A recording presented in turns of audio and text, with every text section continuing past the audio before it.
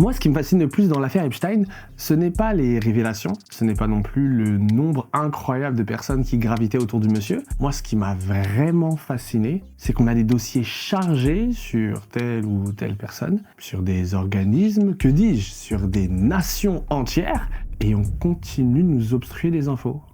Là, on continue de mettre des barres noires sur certains fichiers, alors que ces dossiers, ces textes, peuvent littéralement changer le cours de notre vie en tant qu'individu, mais aussi en tant que civilisation. Et vous savez quoi ? Pas choqué. J'étais pas choqué avant les révélations, j'étais pas choqué pendant les révélations, et encore moins après. Parce que là, on joue juste au jeu du chat et de la souris, en vrai. On le sait très bien qu'il se passe des dingueries au niveau des élites. C'est pas nouveau.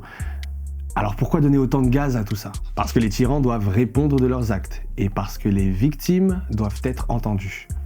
Et je suis d'accord. Mais du coup, ces infos sont complètement en train d'invisibiliser le fait qu'OpenAI est le plus gros donateur de l'administration Trump, et que la bulle IA devrait éclater d'ici 2028, et que le niveau de la mer ne cesse d'augmenter, et que Bad Bunny a branché 130 millions de personnes devant le Super Bowl. Vous voyez ce trop-plein d'informations-là ? C'est ça le vrai problème de notre société.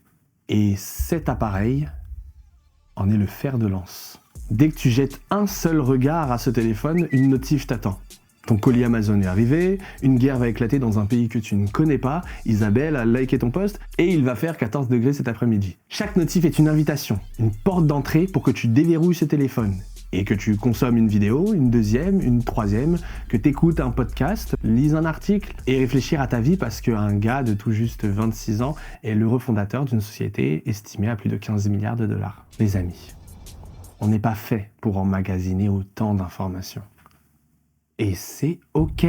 C'est pas grave, je t'assure. Tu n'es pas obligé de tout savoir sur cette influenceuse mode qui va faire un vlog de ses vacances à Abu Dhabi sur tous ses réseaux. Tu n'es pas non plus obligé de répondre à l'instant même à tous tes messages WhatsApp et iMessage. C'est cette société qui nous a fait croire que c'était normal de parler à toute la Terre, tout le temps, et de tout savoir sur tout ce qui se passe dans ce monde. Et pour quelle raison, vous me demanderez ?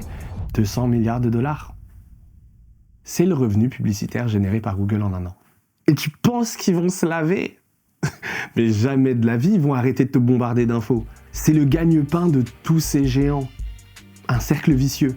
Plus il y a d'informations, de posts, de SMS, de réponses, de dramas, plus ils gagnent de l'argent. Logique. Alors c'est quoi la solution pour arrêter d'être sans cesse stimulé par une tonne d'informations ? Arrêter d'être stressé et angoissé par tout ce qui se passe autour de nous. La solution pour ne pas stresser lorsqu'on a 15 notifs de messages auxquels on n'a pas répondu.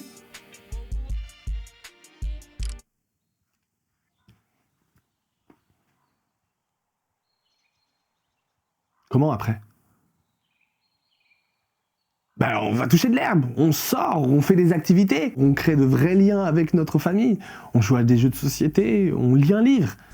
Bon, j'avoue, je suis pas très livre. Mais il faut qu'on retourne à ce genre de choses.